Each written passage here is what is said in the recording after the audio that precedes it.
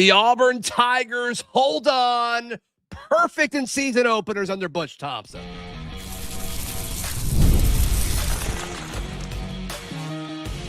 You are Locked On Auburn, your daily podcast on the Auburn Tigers. Part of the Locked On Podcast Network, your team every day. Yes, welcome on into Locked On Auburn, your daily Auburn Tigers podcast. I'm your host, Zac Blackerby. Thank you so much for making Locked On Auburn your first listen every single day. Baseball's Lindsay Crosby hanging out with us on this live reaction as Auburn holds off Youngstown State in a game that was closer than I thought it would be going into it. But regardless, they win 2-1. Thanks to really solid, outstanding pitching across the board, really until the ninth inning, Lindsay, with Marciano making his debut, the transfer, as well as Waylon making his Auburn debut, another transfer, and then Brewer coming in to with really an impressive final 3 outs there. He was not put in a great situation. So I think pitching has to be the story here. Yeah, and I talked to Butch Thompson on Thursday about the pitching plan for this weekend, and this is pretty much what he wanted to do. He said, we've got 6 starters. They named a rotation of the first 3, but they have each of those guys paired up with somebody else. We've got the starter. We've got the piggyback. They're all good for about 60 to 70 pitches if needed. And then we've got 4 relievers that we feel really good about. Ryan Hetzler is kind of by default the closer. He was the closer last year. And Marciano, I thought he was going to be good. I was not expecting pretty good 12 strikeouts in 17 batters faced, Zach. Dude was dealing. I mean, really one bad pitch that resulted in Youngstown State's score. But outside of that, I texted you after like the second or third inning. I'm like, I've seen enough. He's the best pitcher in baseball. Joking, of course, but he was very, very impressive. Yeah, and it really felt like it was a combination of his locations and Chase Fralick calling pitches at the right time. Auburn's still one of the only college teams that lets the catcher call their own game versus it being done from the dugout. And part of the reason there is if they call the wrong pitch, Butch wants them to have to answer our questions as to like why I did that versus just be like, oh, that's what the dugout told me to do. But I noticed that Chase was very good about knowing, starting these guys off, getting them to move their eyes up and down, right? Get them something down in the zone and then coming back and getting the punch out on an elevated fastball. The one run that was scored on Marciano, he tried to elevate the fastball and just left it in the upper third of the zone, and they were able to get it. Outside of that, he really was virtually untouched by Youngstown State, which, by the way, Zach, I don't know if you're aware of this. Not a state. Not a state. Well, it's not a state. The hats are cute. Not a state, though. Love the penguin hats. I would absolutely wear one of those. Yeah. Well, the good news is after, if we win the series, we get to claim that as ours now. It's like Highlander for college baseball. Anyway, I like so Marshall did a really good job of that. I talked to him on Thursday, and part of the reason he was starting opening day was he was throwing so many strikes. And I flat out asked him, I said, was it intimidating to for you to have been told by this coaching staff that you need to just fill up the zone with strikes and you got to go face an Auburn offense that knows you're trying to do that? And just as calmly and collected as he could, he's like, no, I trust my stuff. And so you do. He's like, I'm a strike thrower. I've always been a strike thrower. I trust my stuff. I'm going to put it in the zone. And if they can hit it, they can hit it. Bang. They didn't hit it tonight. Love that. Are you at all concerned? So clearly the pitching across, I think Drew Raylan was solid until really the ninth inning. Yeah. And then Brewer coming in was exceptional. Electric, not in a great spot. I think he threw one pitch to get that strikeout, and then the other 2 he just took care of business, which was great. Yeah. From an offensive standpoint, it's opening day, first time you're playing against somebody else.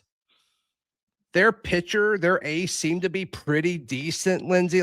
How much, obviously there's no concern, but is there any kind of question in your mind of like, okay, why didn't they score more? Because early on, I think it was either the second or third inning, they had bases loaded. Auburn had bases loaded. And I really thought they were about to just open it up on them.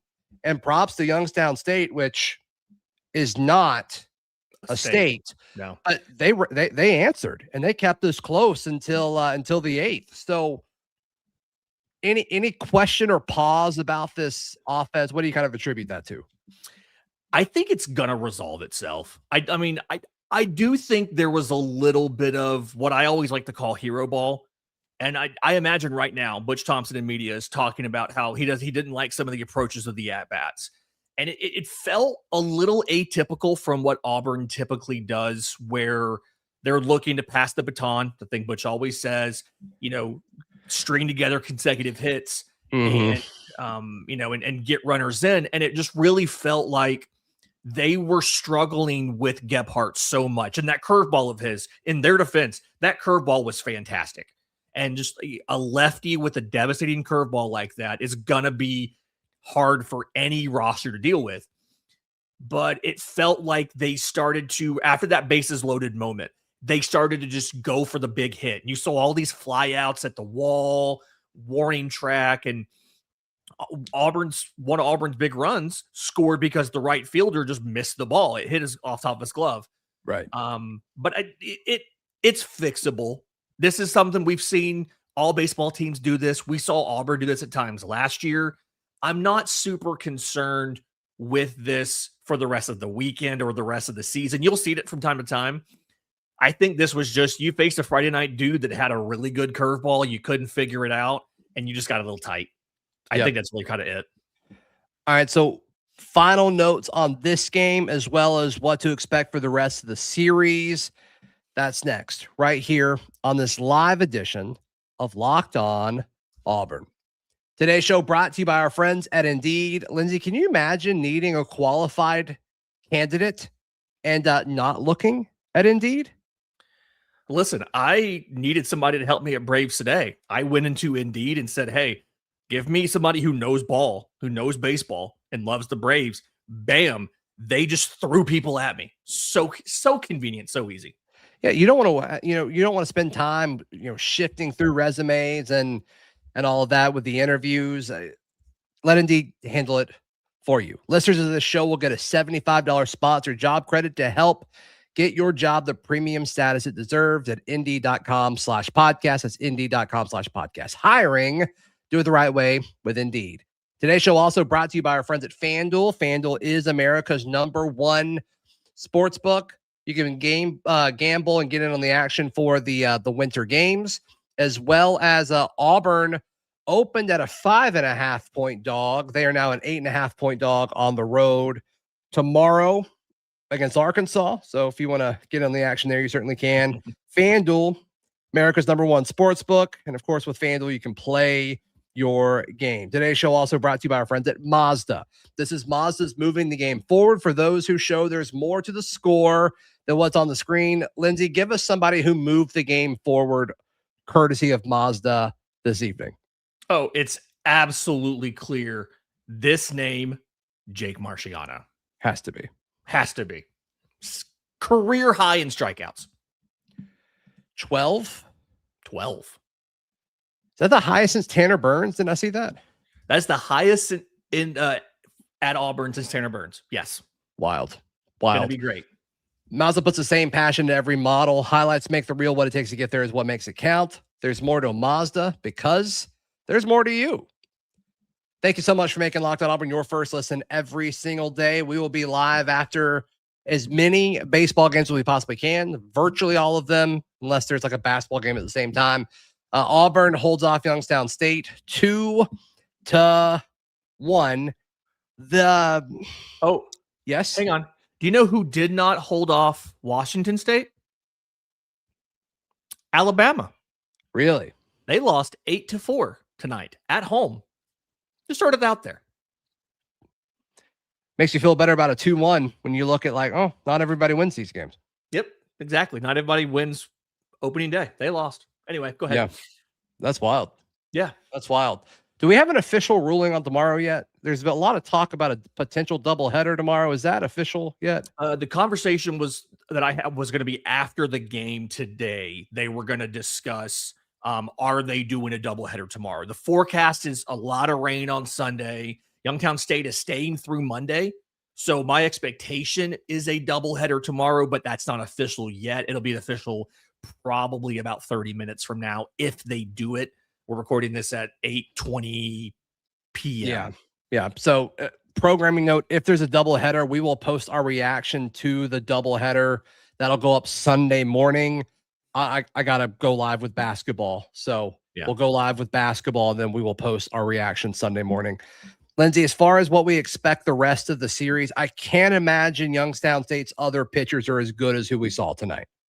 No, that's typically what we see in a lot of these early season non-con games. Game 1 might be a little bit tight.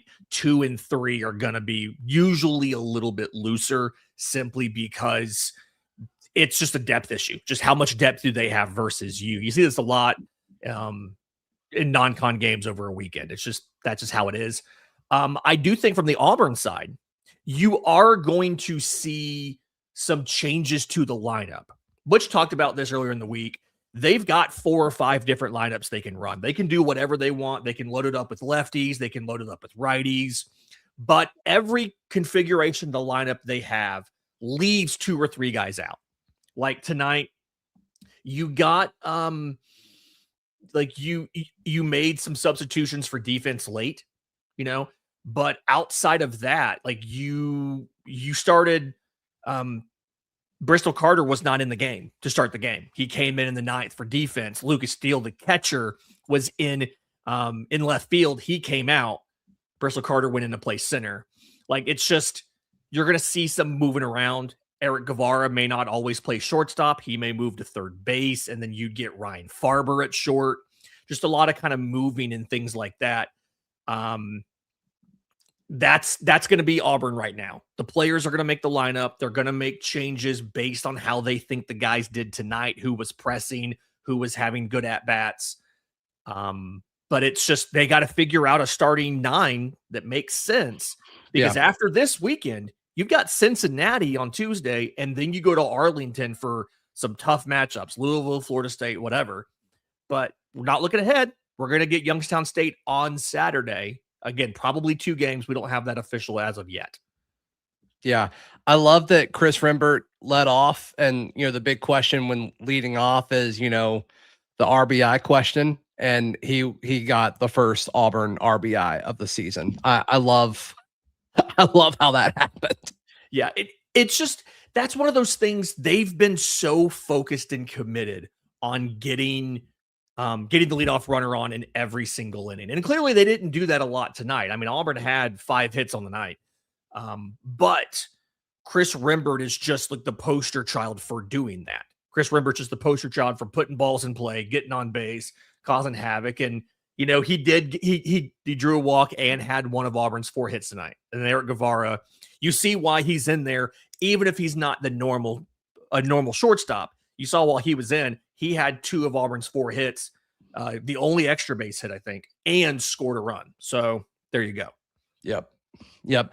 Anybody from the plate that impressed you? I mean, obviously Guevara is probably the easy answer here. Anybody from the plate really blow you away tonight?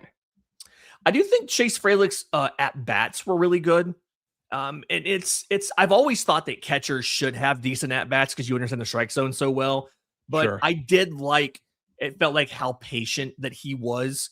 Not specific, there's times when I complain about Auburn getting behind early in the count, but for the most part, I felt like Chase was battling in all of those. He did come away with a hit. He did draw a walk as well. Auburn only drew 3 walks, and that's not going to really, Butch isn't going to be very happy about that.